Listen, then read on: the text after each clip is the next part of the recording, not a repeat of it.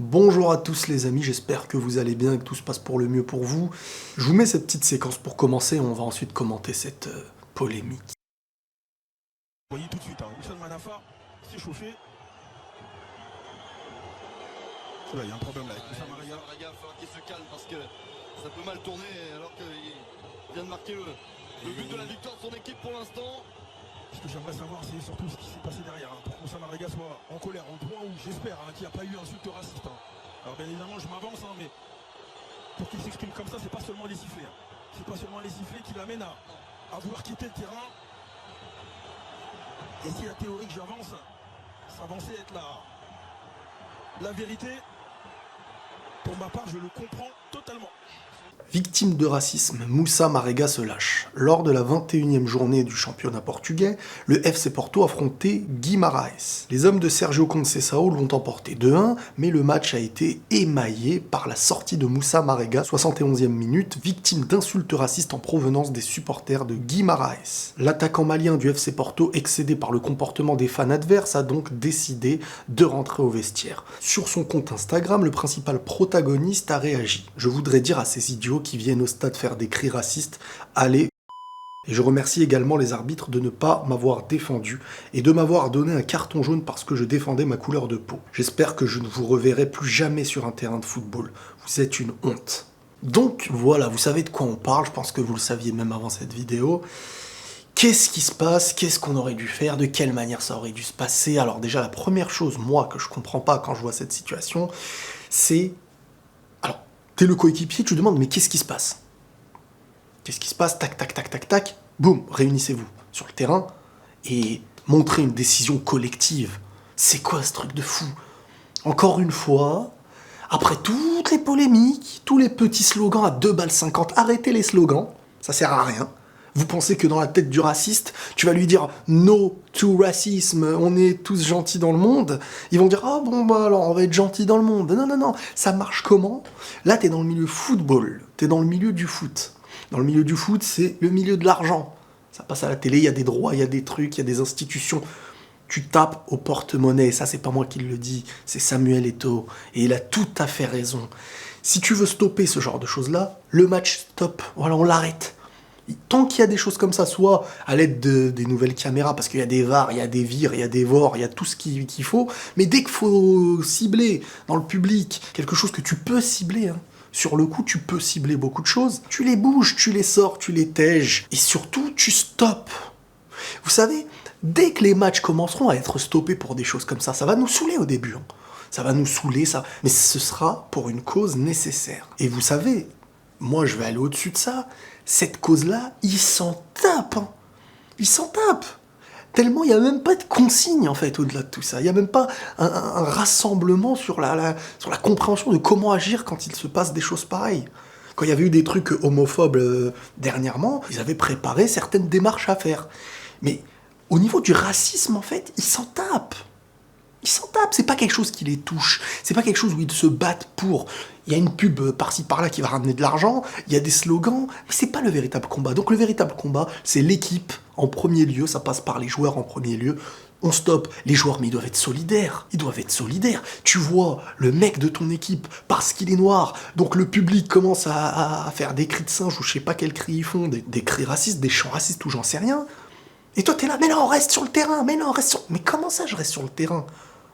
Ça veut dire que là, cette minorité qui est en train de faire des cris racistes, elle crée ce qu'elle a envie. La tristesse et la désunion de l'équipe adverse. Et au final, qui est seul dans cette situation? Bah, c'est le mec qui veut sortir. Il se mange un carton jaune.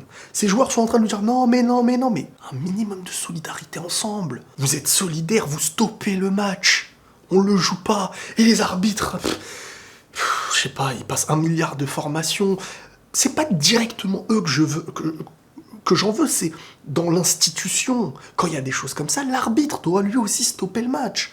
Le mec, il est en train de sortir, mais pas parce qu'il a envie de sortir, il vient de marquer. Son équipe mène au score. Et on est là en train de... Non, mais il est sorti, le règlement interdit strictement d'aller carton jaune. Voilà, je suis un robot, je rentre chez moi. Toutes les institutions de tous les milieux, l'autre fois on en parlait même avec EA pour FIFA, c'est pas nos amis. C'est pas parce qu'ils sont au-dessus de certaines choses qu'on aime dans le football ou au-dessus d'un jeu vidéo qu'on aime qu'on doit les considérer comme des amis. Ils ne veulent pas forcément notre bien et on le voit. Hein. Ils se battent pas pour des causes qui vont être ton bien. Et s'ils peuvent, là c'était dans le domaine des jeux, te soutirer de l'argent et t'atteindre psychologiquement, nos problèmes. Et là-dessus, tu vas commencer à leur faire prendre des vraies résolutions quand les matchs n'auront plus lieu, que ça va pas ramener les sommes nécessaires et que tu touches au porte-monnaie. Pour en arriver à défendre une vraie cause humaine, chose que au final ils s'en tapent réellement, il va falloir attaquer là où eux ils mettent de l'importance. L'argent qu'il y a derrière le foot. Stopper les matchs. Les joueurs, ils sont là, ils stoppent les matchs. Mais mettez-vous d'accord.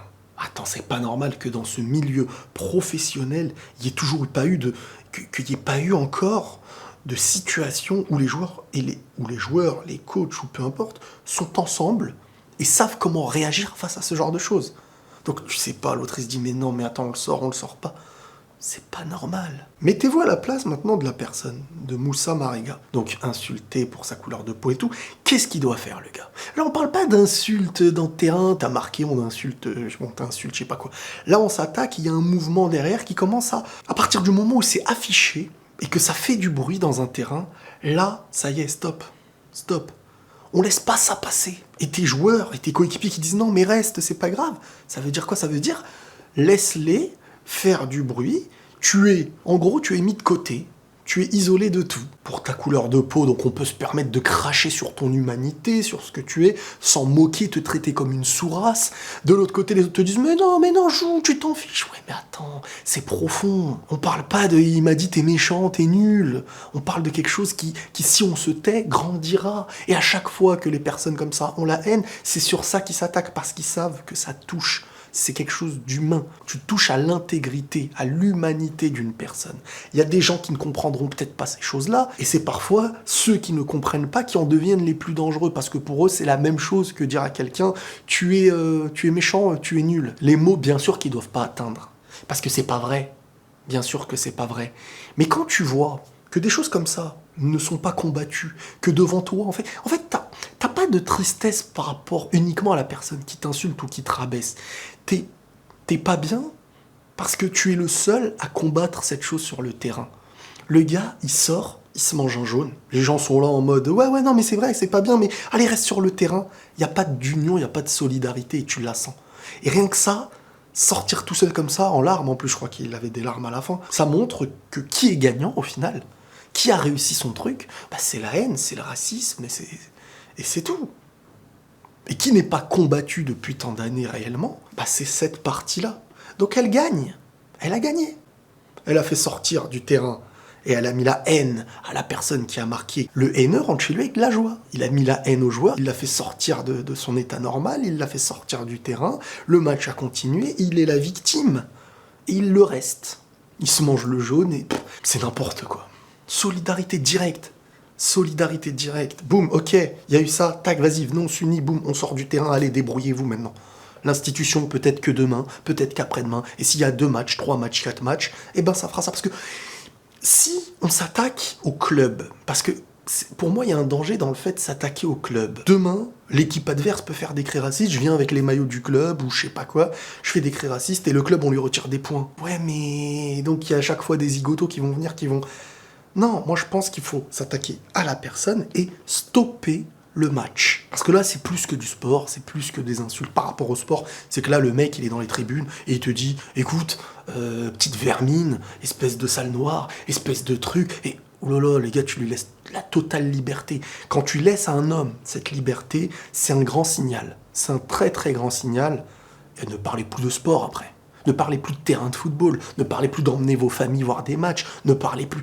Les institutions, faut les taper là où ça fait mal. Comme pour FIFA, qui sont en train d'abuser comme des psychopathes hier, faut les taper au porte-monnaie. Faut les taper là où ça les fait mal. Quand il y a une présentation de jeu dans les notes mises au jeu, si eux ne suivent pas ce que les fans ou ce que les fans veulent, parce que là vous êtes en train de faire des choses immorales et que dans le foot c'est pareil, il faut taper là où ça dérange, sans pour autant être quelqu'un qui répond à une offense par une offense. Non, tu réponds à ce qui va déranger derrière, pour ensuite revenir à une norme, parce que c'est eux qui ne sont pas à la norme. Et au final, c'est un soutien. Tant que tu ne les casses pas, tu les soutiens. Il n'y a pas d'autre truc. C'est pas on les ignore, ça n'existe pas là. Eux, plus tu les ignores, plus ils sont contents. Parce que ça fait du bruit et ça mène au résultat qu'eux, ils ont envie. Voilà, grosse force aux frérots Moussa, Marega, et chacun paiera pour ces choses-là. Prenez tous soin de vous, les amis, et la paix sur vous.